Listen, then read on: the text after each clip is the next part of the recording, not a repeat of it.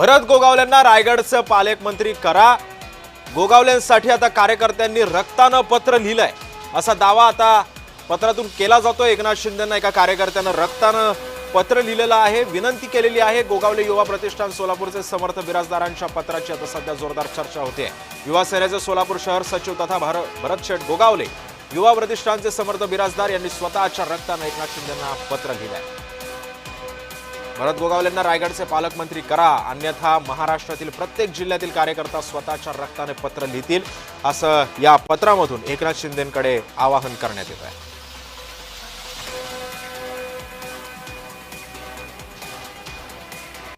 आमचे नेते गोरगरीब जनतेचे कैवारी माननीय उपमुख्यमंत्री एकनाथभाई शिंदे यांना आमच्या सर्वांच्या कार्यकर्त्यांखातीर एक इच्छा आहे की नामदार भरत शेठ गोगावले यांना रायगड जिल्ह्याचे पालकमंत्री लवकरात लवकर 15 ऑगस्ट रोजी करण्यात यावे।